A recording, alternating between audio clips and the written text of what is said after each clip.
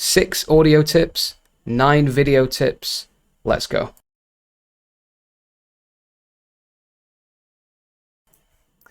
Let's open OBS.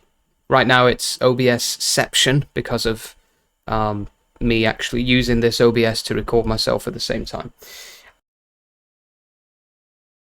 Let's start with audio tip number 1, and that's your actual audio setup in the mixer. So a good thing to do is, if you're going to be recording videos, is to make sure you have all of your input and output devices properly selected. So if I go to settings here, and then I go to audio, this is the part that's really important, the global audio devices. Now, I have quite a few devices. For desktop audio, you want to select the device which is where you hear your audio from. If you want to record that audio, even if you don't want to record it and you don't want to record any sounds that are actually happening on your computer while you're recording, it's a good idea to select it in case you want to do it in the future, because it's easy to just mute it. So I have my Bluetooth speaker as one of my desktop audio devices, and then I have a headset as my second desktop audio device, because those are the only 2 places where I actually listen to sound from my PC. Then in the microphone sections, you want to make sure you have your microphones selected. I have a microphone that I'm using right here, which you can't see, it's just off camera, which is a Blue Yeti. I sometimes use my headset microphone, which is the Logitech, so I have those 2 selected. I do have an RTX microphone that I could select, and my webcam has a microphone, but I've completely disabled that. It's a good idea to make sure you disable any devices that you definitely don't want to use. I never want to use the microphone on my Logitech webcam because it's crap. So once you have that set up, again, don't worry if you don't plan to use them all, just set them up. You want to click apply and then OK, and you'll see them all here. And then what you want to do is you want to rename these devices so you know what they are. So this is my Yeti microphone here. So I've called it Yeti. I could right click, click rename and call it Blue Yeti. And then I might write microphone like that. Let me just check, where is the volume coming in from?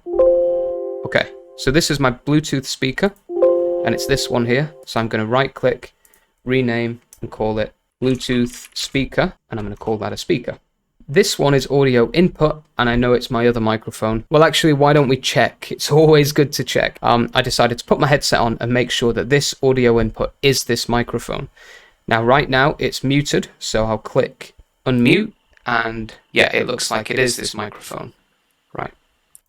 So that probably sounded horrible for a moment there, but now I can rename this and call it Logitech headset microphone. Oh, and while I'm here, I may as well check the other desktop audio and make sure that the sound, when I hear sound here, that it actually comes through. So I'm gonna go to my audio options and just select my Logitech, and then okay, right, so you could see that it was, so I'm going to call this Logitech headset speaker. Okay, now I don't need to use the Logitech headset speaker, I don't need to use the Logitech headset microphone. I'm using my Bluetooth speaker and my Blue Yeti, so those are the only ones I have enabled. This is so important. Make sure you have all of your devices listed and you know what's going on. Now, the last thing to pay attention to in this part is the levels. So you can see my Blue Yeti is not really going into the red there. It's sort of tickling the end of the yellow, which is good. If it were too loud, I could actually drag down the gain like this. Now it's really quiet. So I'll bring it all the way back up to where I want it to be. The same with the volume coming in. Just make sure you look at your levels and just check that it's not going into the red and that it's not staying really low down here on the green. You want it to be at around minus 12 decibels, which mine is looking pretty healthy there. Minus 12 is a good number to shoot for. You don't want to hit the 0 decibels up here. You want to stick it at -12.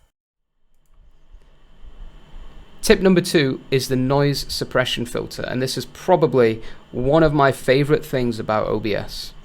If I right click my Blue Yeti microphone and go to filters, what I want to do is click the plus and add a noise suppression filter. Now, you want to go for the RN noise, the higher quality one, rather than the speaks, the lower CPU usage, unless you have an awful PC and you don't have many resources. But this is the one to shoot for. Now, right now it's muted because the I is crossed out, but I have a fan on over here. I usually don't have a fan on when I record, and I usually you know, have a good setup, maybe with cushions around the room, but I really wanted to test this out, and it's really hot, so I've got the fan on. And maybe you can hear a bit of background noise. Now if I turn that, oh, you can also hear my clicks on my mouse, right? Maybe if I type something, my name is Joe. We always type that, don't we, when we want to do a test? My name. Anyway, now let's turn it on. So the noise suppression filter is now on, and maybe you can hear a little bit less background noise, but if I start clicking my mouse, I promise I'm clicking my mouse.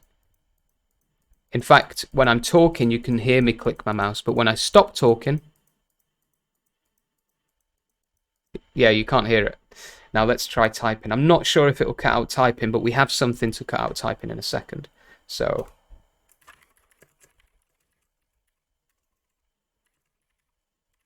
it is actually cutting out the typing. So that's really useful.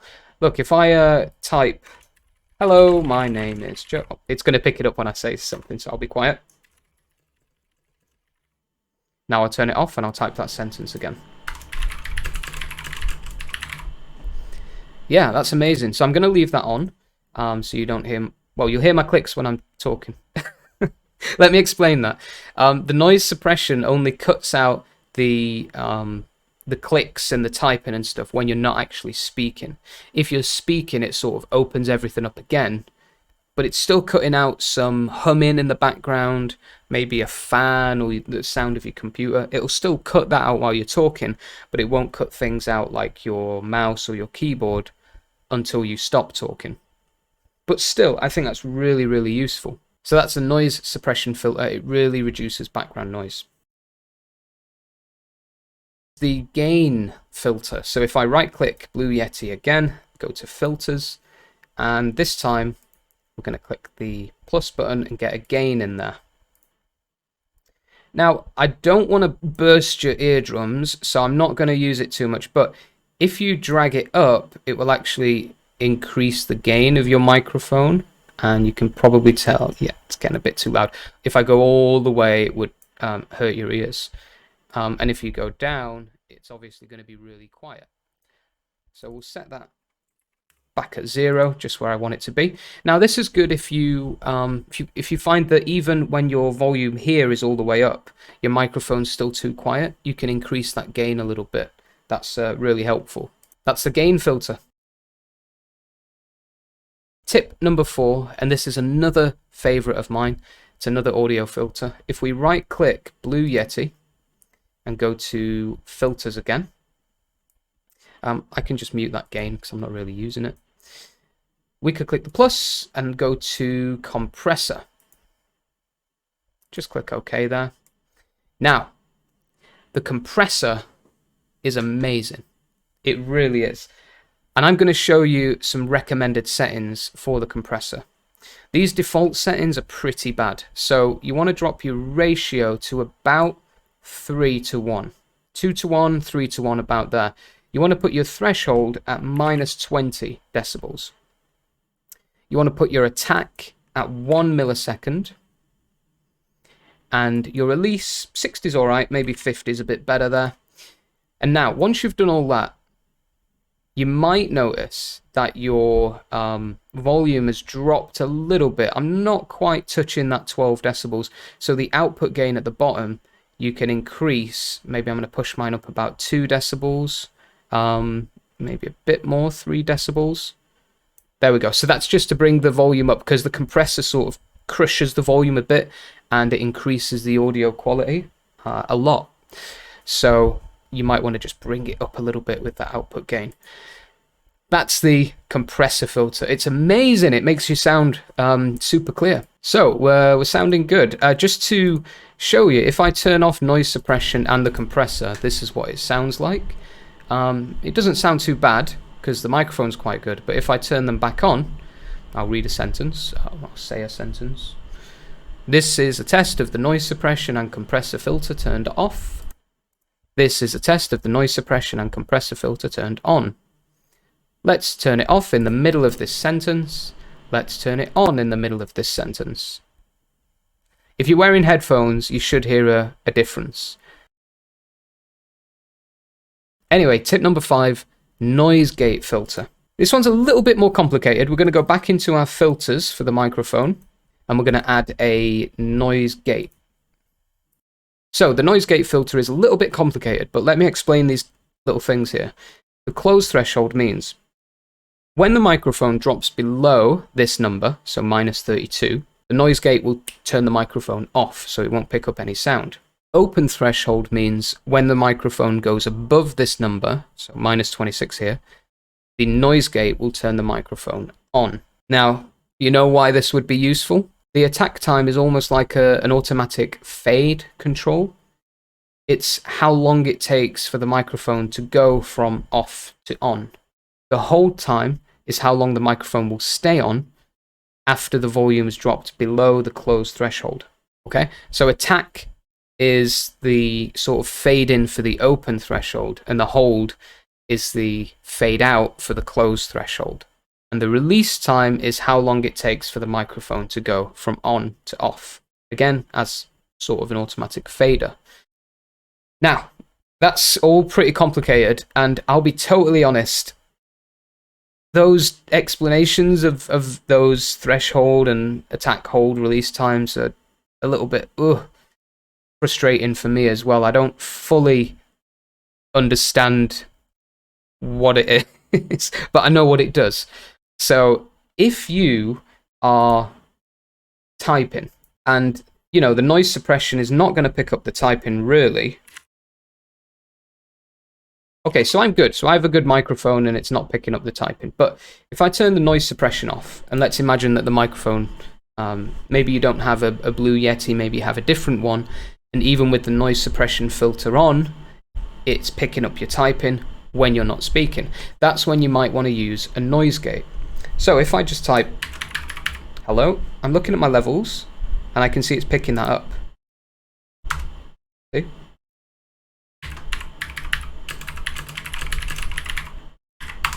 Right. Basically, for the open threshold, the higher the number, the more likely it is to cut out noises that you don't want in. So if I turn it on, is it picking up my voice? It is. I'm at -26. Does it pick up my typing? Let's see. It does. So we're going to bring that number higher.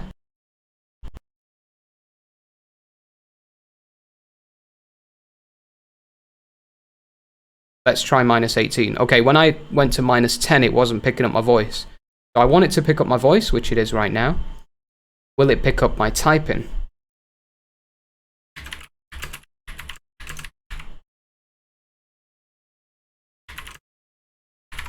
Picking up a little bit of my typing, so maybe I can drop that to -15.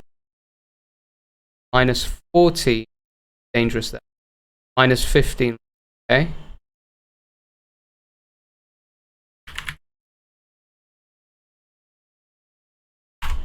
I'm going to turn it off. I feel like it's cutting out some of my voice maybe. You just have to play around with this and get a feel for it. Definitely record yourself and watch the videos and make notes of your settings and try to do it that way. Personally, I don't need to use this noise gate. I'm going to turn my noise suppression back on. I don't need the noise gate. I don't need the gain. All I really use is noise suppression and compressor. These are the best filters in my opinion. Okay, time for the last audio tip. By the way, if you've found this video useful so far, please give the video a like and subscribe if you can. Cheers. Helps me out a lot. Tip number 6. If you use more than one input and output device from time to time, you switch headsets, you use your AirPods or whatever, like I said at the beginning, make sure they're listed here. But make sure you do a test before you actually record the big thing that you want to record, right? So I've been recording now for 27 minutes. And if I didn't do a test before this, I wouldn't know what my audio would sound like. I wouldn't know if it is actually picking everything up. And, you know, I learned this the hard way. You can record for an hour, you go and check the video, it's got no audio. Or you forgot to link the desktop audio. So tip number 6 is do a test. Check, test, then go ahead and record. Really, really quick, before we move on to some video tips. If you want even better audio quality in your videos, check out my Audacity audio workflow. The link is in the description of this video. Audacity is super easy to use. It's such a basic program and it's free. And I'm actually using it right now just to record a backup audio track of this video. But it's really, really good for post-processing your audio and post-producing, whatever you want to call it. I use it for my podcasts, voiceover stuff, narration, whatever audio I'm doing. I always make sure I EQ it in Audacity first. Okay, now let's move on to video tip number 1. The first video tip is actually really simple, but it's super effective. You can make yourself look just that little bit better on camera in your Zoom calls, in your recordings, in your YouTube videos, in your streams, whatever. Just by going to your camera, right-clicking, and clicking Filters. Now, I have a chroma key filter going on right now, and if I turn that off, that's... If you want to learn more about chroma key and if you want to learn more about OBS from the very beginning, I have a link to a complete OBS tutorial in the description where I start from actually installing it. Anyway, so we're going to leave that filter on. We're going to add a new filter in the bottom left, an effect filter. And we're going to go to color correction. Now, you want to be very, very subtle with this, I guess is the word. You don't want to change it too much, because if you, oh, okay, yeah, that looks good. Oh, a bit more contrast. All right, great, I'm looking good. Bit brighter, bit darker. Oh yeah, there we go, that's perfect. Right? No, it's not. It looks awful. You can really get carried away with this. So I'm going to click defaults. Defaults isn't working. Let's click close, go to filters again. Okay, sometimes you have to sort of close the filters panel and reopen it if defaults isn't working. So back to defaults. What I find with this is all you really need to do is just maybe a little bit of saturation. That's enough, right? And a little bit of contrast maybe. That's enough. I have already a little bit of color correction going on my camera, so I might not need this. But if I turn it off, you can see quite a big difference, right? It just looks a bit more poppy, if that's an adjective, and it just looks a bit nicer. I reckon I'm going to leave it off. I'm going to put that saturation to 0, actually. Yeah, just a bit of contrast works. You might want to up your brightness. You might want to change your color, whatever. If you want to pretend that you're in a French film, drop your saturation all the way to 0. You can be in black and white. You know, play around, do what you want, but be careful not to overdo it. Especially with contrast, people often do things like this and they think it looks really cool, and it just looks like, you know, a MySpace profile picture from 2006. So if that's what you're going for, that's what you're going for. I'm actually just going to turn it off. The next video tip is dragging and dropping images into OBS. Now, I use OBS as a virtual camera, so I use it as an actual webcam in a sense. You can do that just by clicking Start Virtual Camera here, and then select OBS Virtual Camera as your camera. But I drag and drop things into OBS a lot when I'm teaching or when I'm presenting something, so I can help, help people visualize what I'm talking about and add visual elements to it. And it's really, really easy to do, and it's fast.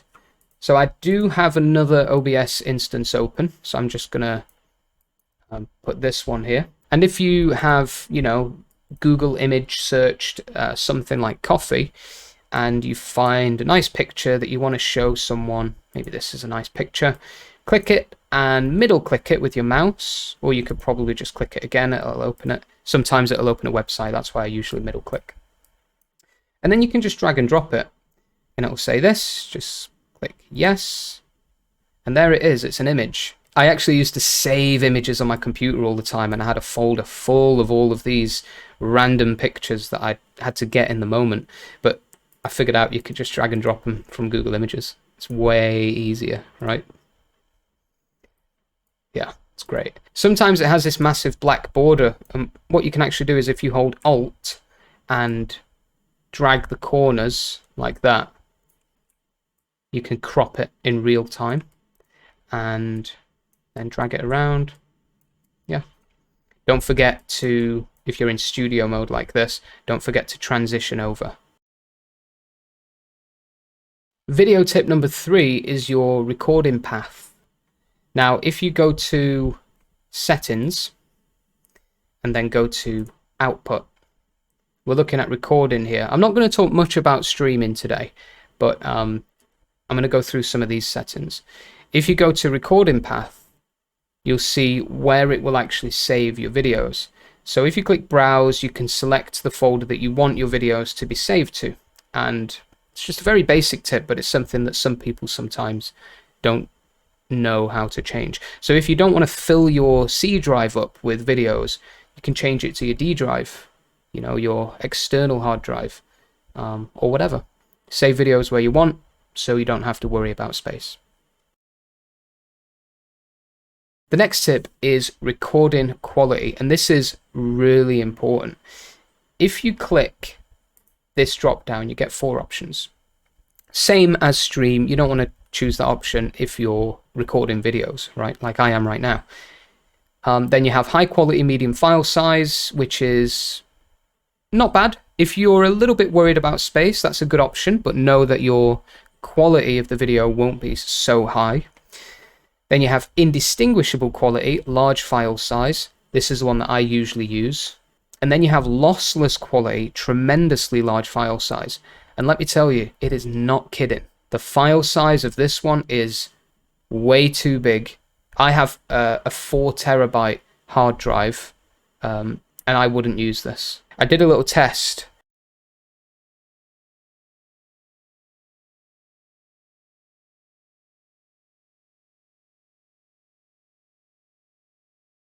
So I definitely recommend choosing indistinguishable quality, large file size. The next tip is setting your format to MP4. Now, the default recording format, I think it's FLV or MKV, it's one of those. And unless you know how to convert videos and you're going to stick it in an editor or something like that, that's fine. But I usually shoot for MP4 because MP4 is a more global format. You can just quickly send MP4s to people. They can open them. They don't need any special video encoder or anything like that. But there is a warning. It says, basically, if something goes wrong with the recording, you won't be able to recover the file. Maybe if you're on a Mac, you can use MOV. But yeah, you won't be able to recover the file. Whereas if you use FLV or MKV, you will be able to. Now, nothing has ever gone wrong, ever, while I've been recording with OBS, and I've made lots and lots of videos, so I wouldn't worry too much about it. I would go for MP4. Now, tip number 6, encoder. This is pretty quick and easy. You just want to choose hardware NVENC. I don't know if that's how you say it. You want to choose that option if it's available. If it's not, then go for one of the other options. just choose which one is best, but definitely go for hardware ending. And if you're streaming, do that up here as well. It'll give you higher quality videos and streams. Tip number 7, let's go to video, and we're looking at resolution now. If you're recording your screen like I am, my screen is a 1440p monitor, and my resolution on my computer is 1440p, so 2560 by 1440. So I have actually had to change this from 1080p to 1440p. If I were recording like this, then the quality would be reduced because it would be this big scale into this big, right? So the quality is going to be less, it's going to be worse. So make sure that you choose, if you're recording your full screen, choose the right resolution, the one that matches with your monitor's resolution. When I'm using OBS as a camera, I just set it to 1080p because I don't need my camera to be 1440p. In fact, my camera isn't 1440p. It's only a 1080p camera. I actually change that when necessary. Tip number 8 is frames per second, FPS, common FPS values. If you're recording a video like this, then 30 is fine. If you're recording a game, which sometimes I do, then you want to go for 60. If you're recording something cinematic, although this only really applies to cameras, then 24 FPS is the common cinematic FPS value. But again, yeah, 30 is fine. Even if you're using OBS as a camera, 30 FPS is fine. I only really go higher than 30 and all the way to 60 if I'm recording a game. That's it. Tip number 9 is a very important reminder. If you're in studio mode and you hit record, remember that you're only recording what's seen under program and not preview. I see loads of people make this mistake. They wonder, why isn't this, what I've changed here, being picked up in the video? And it's because you haven't transitioned over. Don't forget to transition your preview over to program when you're ready to record. If you are forgetful, then don't use studio mode. And everything you change will be changed in real time in your video. If you've got any questions about this or anything OBS related, video related, audio related, just comment below and I'll get back to you as soon as I can. You can also check out my complete OBS tutorial for beginners if you want to take it from the very beginning and work your way up. The link to that video is in the description. What was your favorite tip? Do you have any of your own tips that I didn't cover in this video? Comment below. If you found this video useful, please consider liking and subscribing. It really helps me out. Thanks for stopping by, and until next time, cheers.